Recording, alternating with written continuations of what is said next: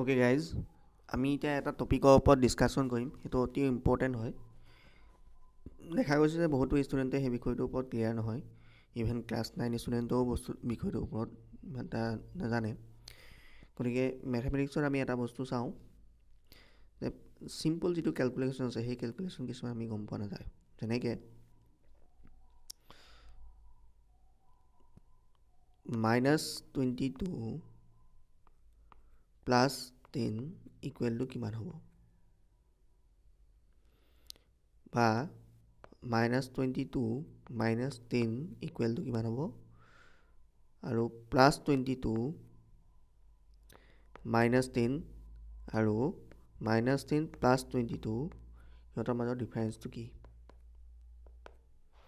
এই বিষয়টো বহুতো খেলি মেলি হয়। ইয়াৰ এটা বস্তু চাব লাগিব, ইয়াৰ যিটো ডাঙৰ সংখ্যা এইটোত -22 আছে, আৰু যিটো সৰু সংখ্যা সেইটো হৈছে +10। এতিয়া 22 -22 প্লাছ 10, সিহঁতৰ এটা আগত আছে মাইনাছ চিন, এটা আগত আছে প্লাছ চিন। গতিকে কি হ'ব, সিহঁত দুটাৰ বিয়োগ কৰিব লাগিব। মানে 22ৰ পৰা 10 বিয়োগ হ'ব। বিয়োগ হ'লে কিমান থাকিব? 12 থাকিব।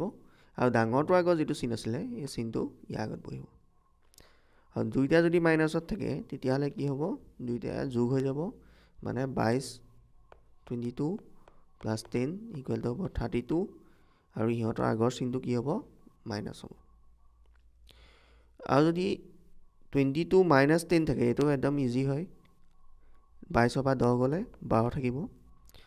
আৰু -10 প্লাছ 22 এইটো হ'লে এইটো হ'লেও 12 হ'ব। দুইটা ছেইম হয়। এই দুটাৰ মাজত বহুতে মানে খেলি মেলি কৰে যে 22 মাইনাছ 10 আৰু -10 প্লাছ 22 দুইটা বেলেগ বেলেগ বুলি ভাবে। দুইটা বেলেগ বেলেগ কেতিয়াও নহয়, দুইটা একেই হয়। ইয়াত জেগাটো সলনি কৰি দিছোঁ আমি। +22 জেগাটো ইয়াত বহাইছোঁ, আৰু -10টো ইয়ালৈ আনিছোঁ।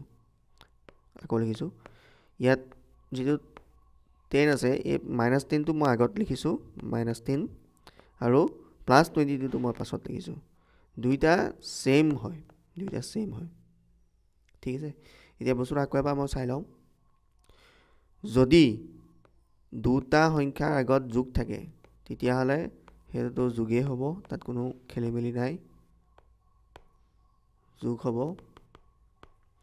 এটা আগত বিয়োগ বা এটা আগত যদি যোগ থাকে, নাইবা এটা আগত যোগ নবা এটা আগত যদি বিয়োগ থাকে, তেতিয়াহ'লে সিহঁতৰ বিয়োগ হ'ব।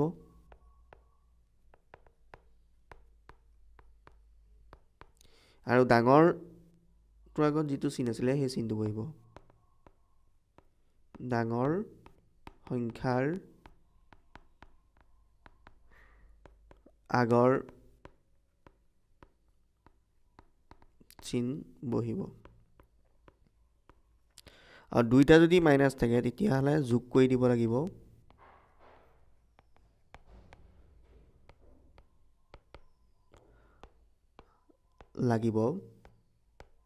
আৰু যিটো পাম তাৰ আগত মাইনাছ চিন বহিব। সেই সংখ্যাটোৰ আগত মাইনাছ চিন বহিব। মানে যদি -2 -3 হয়, দুইটা যোগ কৰি দিম, কিমান হ'ব? 5 হ'ব। আৰু ইয়াৰ আগত কি চিন বহিব? মাইনাছ চিন বহিব। এতিয়া এইখিনিতে মই এটা কথা কৈ থওঁ যে এই কনচেপ্টটো ক্লাছ 9 বা ক্লাছ 10ৰ ষ্টুডেণ্টৰ কাৰণেহে। যিখিনি ষ্টুডেণ্ট অলৰেডি ডিগ্ৰী হয় বা তেওঁলোক হায়াৰ ষ্টাডি কৰিছে, তেওঁলোকে এই কনচেপ্টটো এনেকৈ শিকিব নালাগে। তেওঁলোকৰ কাৰণে বেলেগ পদ্ধতি আছে, তেওঁলোকে ইয়াতকৈ ভালকৈ জানিব ইন ডেপথত।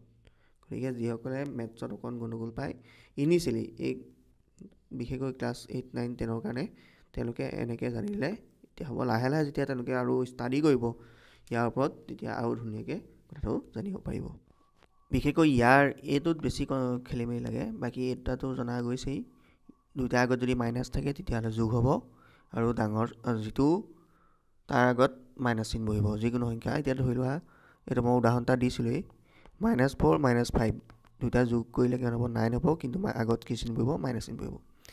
কিন্তু এই কনচেপ্টটো যিটো এটা প্লাছ আৰু এটা মাইনাছ সেইটো অকণমান খেলিমেলি এটা হয় সেইকাৰণে মই আকৌ এবাৰ কৈ দিছোঁ এটা আগত যদি -5 থাকে এটা আগত যদি +12 থাকে তেতিয়াহ'লে এইটো কি হ'ব বিয়োগ কৰা হ'ব বিয়োগ হ'লে কিমান হ'ব 7 আৰু ইয়াৰ আগত এই ডাঙৰটোৰ আগত কি চিন আছিলে প্লাছ চিন আছে তেতিয়াহ'লে ইয়াতো প্লাছ চিন হ'ব তেনেকৈ -22 + 6 ইয়াৰ দুটা কি হ'ব বিয়োগ হ'ব আৰু এইটো কৰিলে হ'ব 16 আৰু ডাঙৰটোৰ আগত যিটো চিন আছে সেইটো চিন পৰিব তেনেকৈ 15 - 19 এইটো যদি কৰোঁ বিয়োগ হ'ব কাৰণ ইয়াৰ আগত 15 আগত একো নাই মানে কি যোগ চিন আছে এটা যোগ আছে এটা বিয়োগ আছে গতিকে ই বিয়োগ হ'ব আৰু কিমান হ'ব বিয়োগ হৈ 4 হ'ব আৰু ডাঙৰটোৰ আগত যিটো চিন সেই চিনটো বহিব গতিকে ইয়াত কোনো কনফিউজন হ'বলগীয়া কোনো কথা নাই